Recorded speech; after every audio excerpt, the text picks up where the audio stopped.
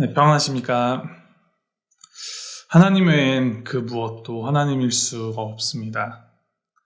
오늘도 말씀 통하여서 그 하나님의 하나님 되심을 바로 알고 하나님을 더 굳건히 믿는 시간 되기를 소망합니다. 오늘 하나님께서 우리에게 주시는 말씀 출애굽기 7장 14절에서부터 25절까지 말씀 제가 읽어드리도록 하겠습니다. 여호와께서 모세에게 이르시되 바로의 마음이 완강하여 백성 보내기를 거절하는도다. 아침에 너는 바로에게로 가라. 보라, 그가 물 있는 곳으로 나오리니 너는 나일 강가에 서서 그를 맞으며 그 뱀되었던 지팡이를 손에 잡고 그에게 이르기를 히브리 사람의 하나님 여호와께서 나를 왕에게 보내어 이르시되 내 백성을 보내라. 그러면 그들이 광야에서 나를 섬길 것이니라 하였으나 이제까지 내가 듣지 아니하도다. 여호와가 이같이 이르노니 내가 이로 말미암아 나를 여호와인 줄 알리라. 볼지어다 내가 내 손에 지팡이로 나일강을 치면 그것이 피로 변하고 나일강의 고기가 죽고 그 물에서는 악취가 나리니 애굽 사람들이 그 강물 마시기를 싫어하리라 하라. 여호와께서 또 모세에게 이르시되 아론에게 명령하기를 내 지팡이를 잡고 내 팔을 애굽의 물들과 강들의 운하와 못과 모든 호수 위에 내밀라 하라.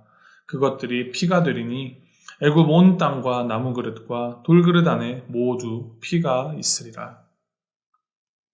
모세와 아론이 여호와께서 명령하신 대로 행하여 바로와 그의 신하의 목전에서 지팡이를 들어 나일강을 치니 그 물이 다 피로 변하고 나일강의 고기가 죽고 그 물에서는 악취가 나니 애굽 사람들이 나일강 물을 마시지 못하며 애굽 온 땅에는 피가 있으나 애굽 요술사들도 자기들의 요술로 그와 같이 행함으로 바로의 마음이 완악하여 그들의 말을 듣지 아니하니 여호와의 말씀과 같더라.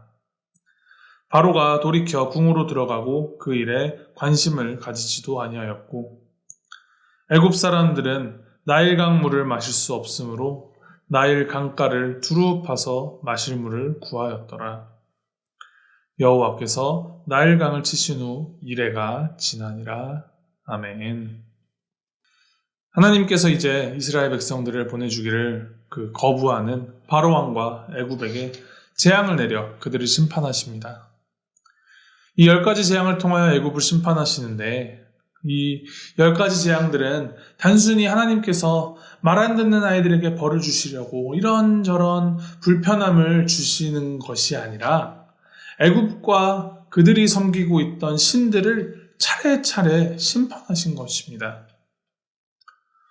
오늘 본문 말씀 17절에 보면 애굽 사람이 나를 여호와인 줄 알리라 라고 하나님이 말씀하셨습니다.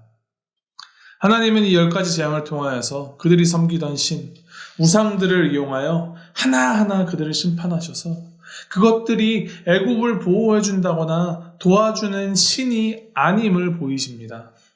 그리고 그 첫 번째가 나일강 물을 피로 변하게 하신 재앙입니다. 나일강은 애굽이 고대 문명으로 발전할 수 있었던 그 근원이었습니다. 거대한 사막 가운데에서도 애굽이 그 문명으로 발전할 수 있었던 것은 세계에서 가장 긴 강인 이 나일강 때문이었습니다. 나일강 하류에 위치한 애굽 문명은 풍부한 물을 끼고 있었기 때문에 그 주변 땅이 비옥할 수 있었고 마실 물을 쉽게 얻을 수 있었으며 강을 이용한 교통수단도 발달하여서 그들이 그렇게 문명으로 발전할 수 있었습니다. 애굽에게 나일강은 커다란 축복이었고 여러 많은 신들을 섬기는 다신교 배경의 애굽에서 나일강은 자연스레 그들의 신이 되어 있었습니다. 그랬던 나일강이 하나님의 역사하심으로 피로 변하였습니다. 물은 생명의 상징이고 피는 죽음의 상징입니다. 나일강이 주는 그 생명으로 번성할 수 있었던 애굽은 하나님의 말씀에 따른 그 모세와 아론의 지팡이의 한 번의 그 터치로 인하여서 물이 피로 변하게 되었고 그 피가 불러오는 죽음의 공포는 애굽 전체를 덮치게 됩니다.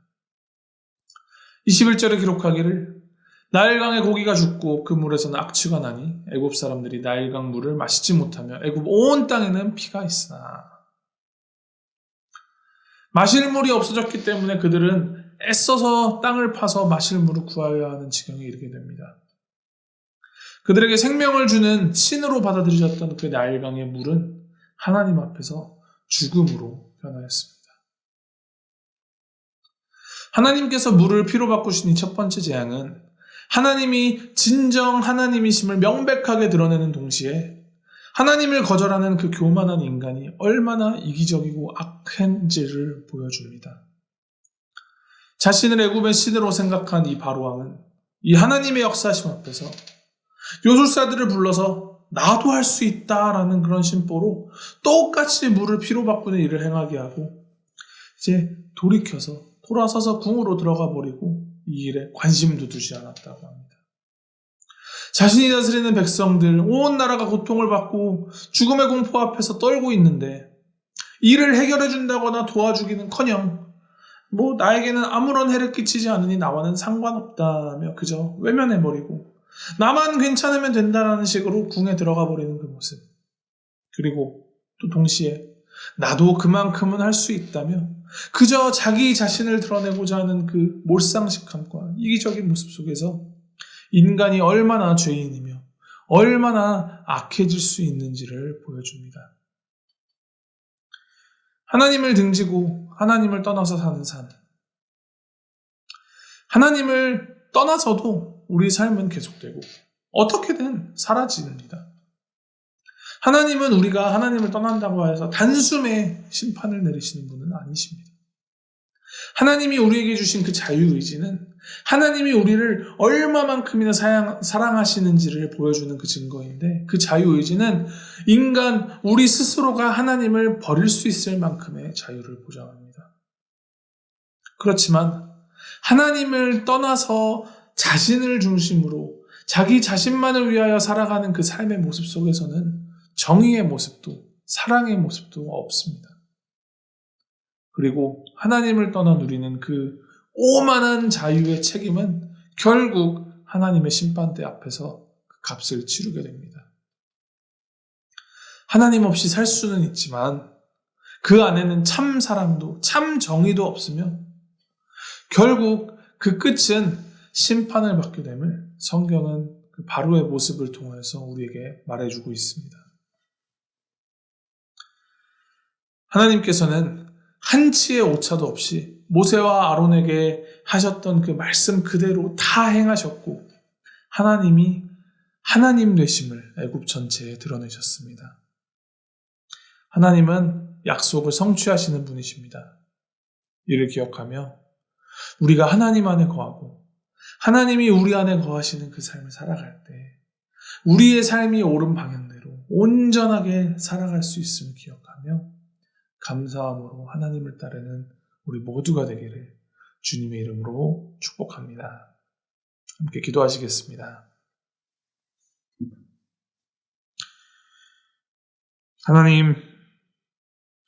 하나님께서 내리시는 죄에 대한 심판 가운데 하나님의 백성을 향한 구원이 있으며 오직 하나님만이 하나님이심을 말씀을 통하여 생각하게 하시니 감사합니다.